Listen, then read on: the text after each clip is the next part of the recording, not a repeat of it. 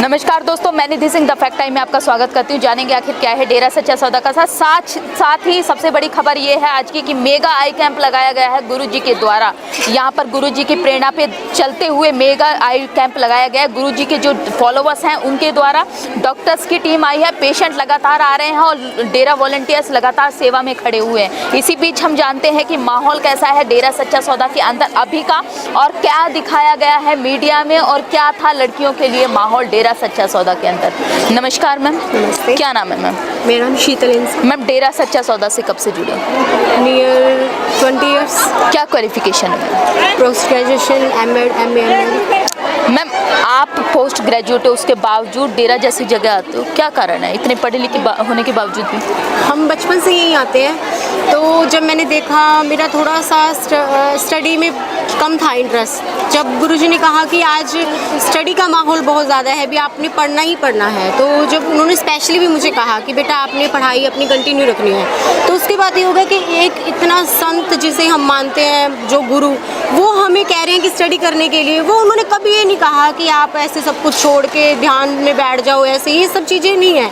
आप स्टडी करो, दुनिया के जितने अच्छे काम हैं वो सब करो, साथ साथ में आप ये सब सेवा करो, ताकि आपका ध्यान इन चीज़ों में पॉजिटिव साइड रहे, आप नेगेटिविटी में ना जाओ। अपनी स्टडी करो, अपनी लाइफ जैसे आपने स्पेंड करनी है करो, साथ में आप अच्छे नए काम करो, दुनिया के लिए कुछ करके दिखाओ।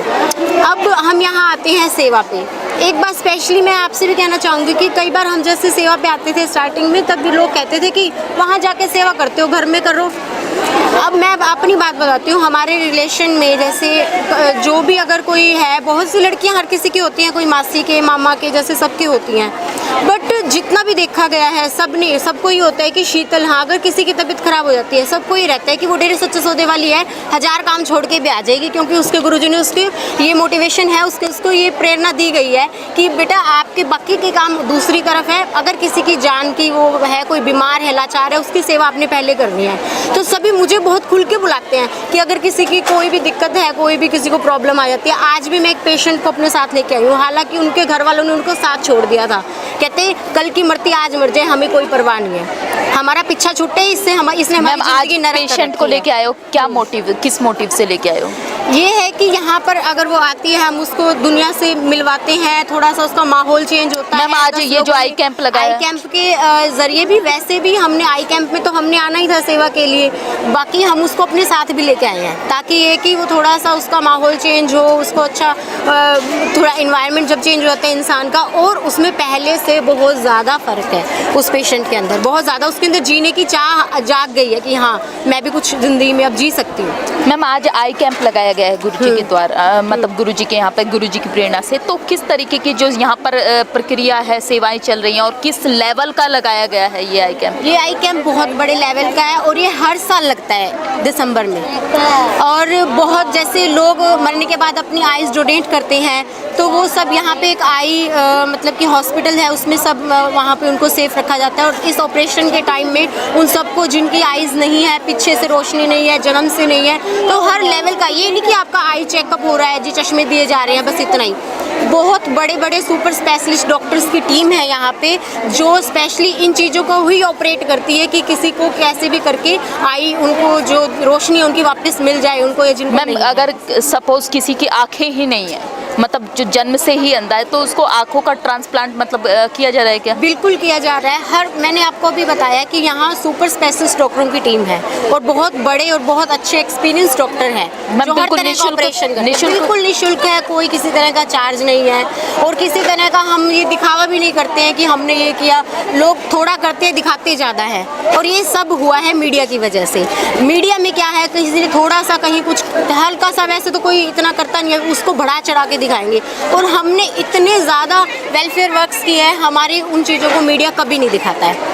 आज मैं आपको एक बात बताती हूँ, जैसे समाज में दो चीज़ों का बहुत ज़्यादा है, एक तो है हिंदू मुस्लिम नाम के इतने दंगे करवाते हैं, सारा पॉलिटिकल खेल है, और हमें यहाँ चारों धर्मों की शिक्षा दी जाती है। इससे पहले गुरुजी जब हम सब सेवा में थे, हमें पता ही नहीं था ये धर्मों के नाम पे दंगे भी होते हैं। हम चारों धर्मों के लोग यहाँ मिल के रहते हैं, हमें कोई किसी तरह के दंगों की, अगर गुरुजी आज समाज में होते तो किसी तरह के दंगे नहीं होते। अगर हमारे कामों को वर्ल्ड लेवल तक दिखाया जाता, और कितनी चीज़ों को मीडिया दिखाता है, हमारे काम कभी नहीं दिखाता। अगर मीडिया ने सपोर्ट किया होता तो आज देश के अंदर हिंदू मुस्लिम के नाम पे दंगे ना होते। दूसरा मैं आपको बताती हूँ, जो मेन अब करंट रिसेंट चल रहा है वो है किसान आंदोलन। गुरुजी ने बहुत टाइम पहले बता दिया था कि किसानों को उनकी फसल का जो है डायरेक्ट सरकार से मिलना चाहिए। बीच में जो पूंजीपतियों का जो भी है सब कनेक्शन निकाल दो, उनके लिए बहुत तरह का व्यापार है करने के लिए। जरूरी नहीं है कि किसानों को ही वो उनकी ईमानदारी की मेहनत की कमाई को वो खाएं, और बहुत बिजनेस है करने के लिए। अगर आज गुरुजी समाज में होते तो जो इतने बड़े लेवल पे दंगे होने की आशंका है अभी भी किसानों की और गवर्नमेंट के साथ, वो ना होती, ऐसा कुछ मौका ही ना आता। गुरुजी जरूर गवर्नमेंट से रिक्वेस्ट करते कि आप ऐसा ना करो, कुछ भी हो सकता है तो इसके रिगार्डिंग भी बहुत बड़ा स्टेप लिया जा सकता था, जो कि अब सरकार नहीं ले रही है। मैम, कहीं ना कहीं कि मीडिया के आज दिग्गज जो चैनल हैं वो जो मेगा आई कैंप है उसको नहीं दिखा रहे, और करोड़ों लोग इस सुविधा से वंचित रह गए हैं, और जो अफवाहें फैली हैं उस पर ज़्यादा विश्वास करते हैं क्योंकि मीडिया के चैनलों पर दिखाया गया है। तो क्या अपील करोगे, ऐसे चैनलों को बंद करवाया जाए? बिल्कुल बंद करवाया जाए। हमने तो ये चैनल देखने ही छोड़ दिए थे कि जब इतना कुछ, एक चैनल जिसपे फैमिली बैठ के देख ही नहीं सकती है, कुछ तो इतना गंद, इतनी अश्लीलता दिखाते हैं। क्या हमारे समाज को अश्लीलता की जरूरत है या अच्छे संस्कारों की जरूरत है? मैं आपसे पूछना चाहती हूँ, क्या आप अपनी फैमिली के साथ बैठ के देख सकते हो न्यूज़? एक मिनट में ऐसी गंदी न्यूज़ आ जाती है कि देखने का शर्म आती है कि न्यूज़ चैनल भी हम नहीं देख सकते। आज इतनी गंदी गंदी चीज़ें दिखाते हैं और इतना उस चीज़ को गलत। क्या हमारे समाज को संस्कारों की जरूरत है? हमारा इंडिया जो माना जाता था धर्म गुरु के नाम पे, जिसमें अच्छे संस्कार, हर कल्चर के लोग रहते थे, आज एक घर में 4 इंसान बैठ के टीवी नहीं देख सकते। इतना गंद फैला दिया इस मीडिया ने। और चीज़ें तो आप छोड़ दीजिए, झूठ और सच की। तो समाज की गुरुजी की जरूरत है मैम, आज के समाज बिल्कुल जरूरत है। मैंने अभी बताया कि अगर आज गुरुजी समाज में होते तो इतने बड़े लेवल का जो किसान आंदोलन, जो जहाँ पता नहीं कितना कुछ दंगे होने की आशंका है, बिल्कुल ना होती। और अगर ये हमारा प्रोसेस कंटिन्यू चलता रहता तो हिंदू मुस्लिम जो सबसे बड़ा देश का आज मुद्दा है वो भी खत्म हो जाता, क्योंकि गुरुजी चारों धर्मों को लेकर चलते हैं। चारों धर्मों के लोग यहाँ रहते हैं, सब हिंदू मुस्लिम सिख ईसाई सब आपस में बिल्कुल प्रेम प्यार से रहते हैं। हमें पता ही नहीं है ऊंच नीच का, caste system, SC BC OBC कुछ भी नहीं, हमें इन चीज़ों से भी कोई मतलब नहीं है। सब एक साथ मिल के रहते हैं।